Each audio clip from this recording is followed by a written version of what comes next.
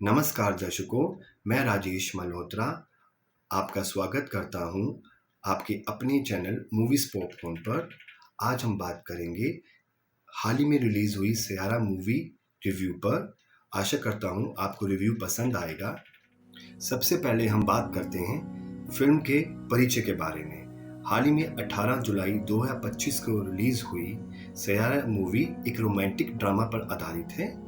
इस फिल्म के निर्देशक मोहित सूरी हैं। ये फिल्म कहा जा रहा है कि एक कोरियाई movie a moment to remember पर आधारित है जो 2004 को रिलीज हुई थी। इस फिल्म का टोन रोमांटिक ड्रामा है और जो फिल्म की थीम है वो त्याग, प्यार और विश्वासघात पर आधारित है। चलो अब हम बात करते हैं फिल्म के प्लॉट के बारे में। ये फिल्म एक ऐसे लड़के और लड़की की कहानी पर आधारित है जिसमें लड़की अपने पहले प्यार से धोखा खाए हुए हैं और अब उसकी जिंदगी में दोबारा से एक लड़का आता है जो एक उभरता हुआ संगीतकार है और एक प्रसिद्ध और लोकप्रिय बनना चाहता है। लेकिन क्या इस लड़की को उस लड़के से प्यार हो जाएगा? क्या लड़की अपने पहले प्यार को भूल पाएगी? और क्या ये लड़का एक लोकप्रिय और प्रसिद्ध संगीतकार बन पाएगा? ये सब जानने के लिए आपको फिल्म देखनी पड़ेगी। कृष कपूर की भूमिका में आहान पांडे की ये पहली हिंदी फिल्म है। वह फिल्म स्टार अनन्या पांडे के चचेरे भाई हैं। पहली फिल्म होते हुए भी उन्होंने इस चरित्र को गहराई से समझकर बहुत ही अच्छे से निभाया है। उनके अभिनय में एक भावनात्मक गहराई नजर आती है। उनकी डायलॉग डिलीवरी की लय बहुत शानदार रही। उनकी बॉडी लैंग्वेज और चेहरे के हाव भाव उनके अपने चरित्र के मुताबिक है। उनकी अपनी फिल्म की हीरोइन के साथ केमिस्ट्री भी बहुत शानदार रही और उनके अभिनय में एक गहराई और निरंतरता दिखाई देती है। वाणी बत्रा की भूमिका में अनीत पड्डा की ये दूसरी फिल्म है।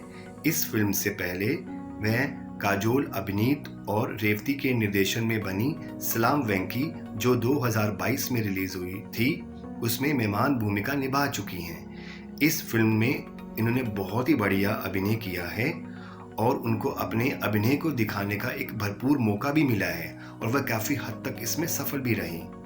चाहे वो उनके अभिनय के प्रदर्शन का हिस्सा हो, चाहे उनकी वो डायलॉग डिलीवरी हो, चाहे उनकी बॉडी लैंग्वेज हो और चाहे उनकी चेहरे के हाव भाव हो, वह हर तरह से अच्छे से निभाने में सफल रही। और चाहे उनकी वो अभिनय में निरंतरता हो उसमें भी वो अच्छे से दिखाई देती। सहायक भूमिकाओं में वरुण बड़ोला, शाद रंधावा, राजेश कुमार और गीता अग्रवाल का अभिनय भी फिल्म के मुताबिक ठीक ठाक कहा जा सकता है। चलो अब हम बात करते हैं फिल्म के निर्देशन के बारे में। इस फिल्म को मोहित सूरी ने निर्देशित किया है। इस फिल्म से पहले वह जहर, कलयुग, Awarapan, Woh Lamhe, Raaz, the mystery continues, crook, murder 2, Aashiqui 2, Hamari अधूरी कहानी, एक विलन, मलंग, हाफ गर्लफ्रेंड, विलन रिटर्न्स को निर्देशित कर चुके हैं। इनमें से ज़्यादातर फिल्में उनकी सफल रहीं। एक साधारण सी कहानी को उन्होंने बहुत ही मनोरंजक तरीके से पेश किया जो दर्शकों का ध्यान शुरू से लेकर अंत तक आकर्षित करती है। वह दोनों कलाकारों से अच्छा अभिनय निकलवाने में भी कामयाब रहे। वह फिल्म की टोन को अंत तक बरकरार रखने में सफल रहे। उनका तकनीकी पक्ष पर भी एक मजबूत पकड़ रही जो फिल्म को अंत तक बांधे रखती है। दर्शकों की भावनाओं और उम्मीदों पर खरे उतरे। अब हम बात करते हैं फिल्म की कहानी और पटकथा के बारे में। फिल्म की कहानी और पटकथा में कुछ खास दम और कुछ नयापन तो नहीं है क्योंकि इस प्रकार की फिल्में हम पहले भी कई बार देख चुके हैं। बस उन्होंने इस कहानी को एक अलग तरीके से एग्जीक्यूट किया है।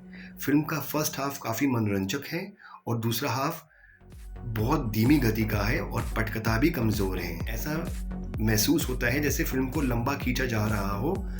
पटकथा दोनों चित्रों को प्रभावी रूप से एक्सप्लोर करती है। चलो अब बात करते हैं फिल्म के डायलॉग्स के बारे में। डायलॉग्स प्रभावी और रियलिस्टिक हैं जो कहानी के टोन के साथ पूरी तरह से मैच करते हैं। कुछ डायलॉग्स तो बहुत अच्छे से लिखे गए हैं, जैसे तारों के बीच में एक भटकता सितारा जो भाग रहा है कुछ पाने के लिए।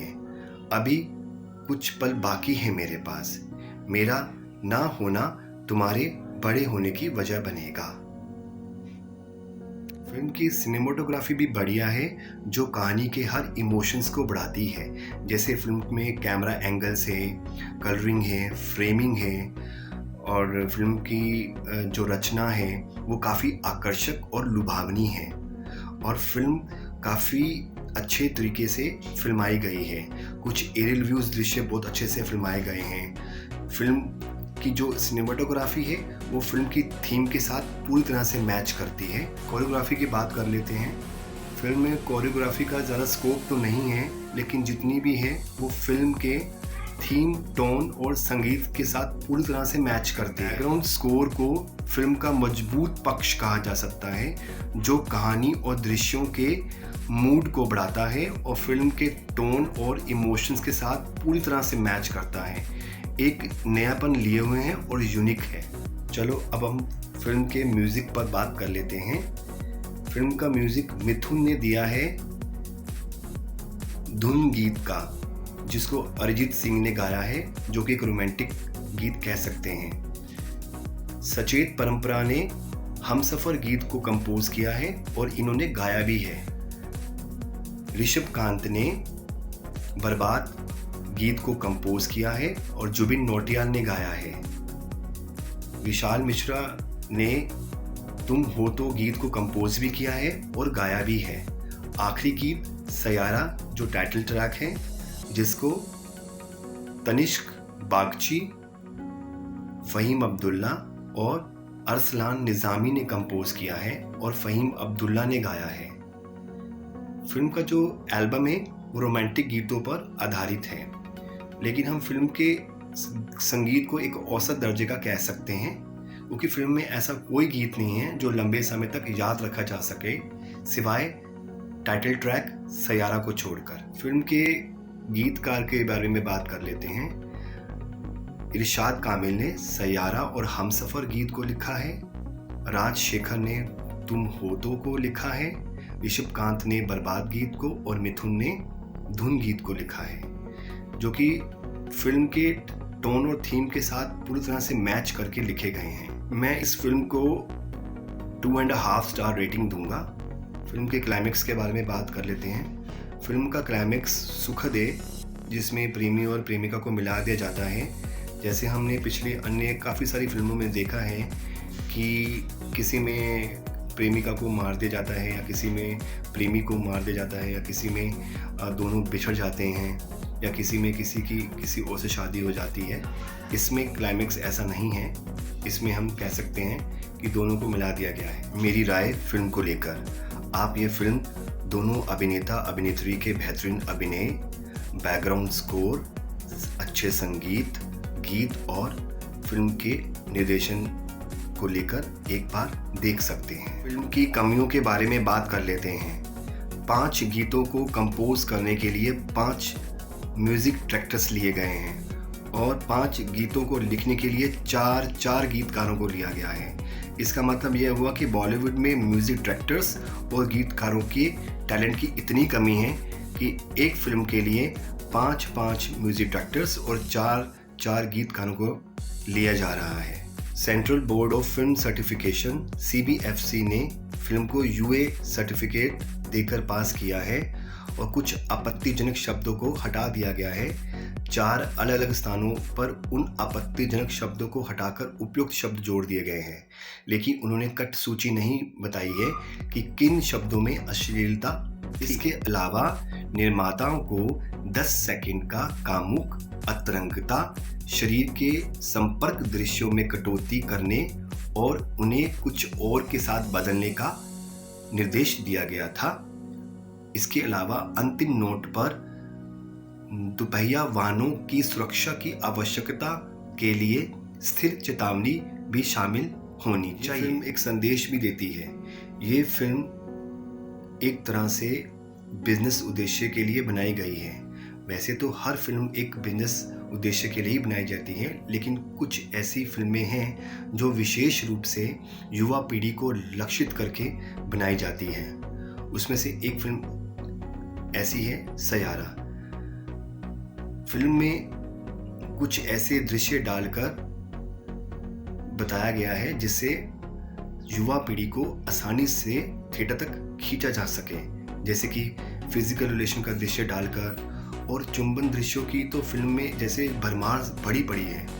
और रही सही कसर, एक गीत में हीरोइन को बिकनी पहनाकर कर दी गई। फिल्म से कैसा पैसा कमाया जाए उसका सबसे बेहतरीन एग्जाम्पल ये सयारा फिल्म है।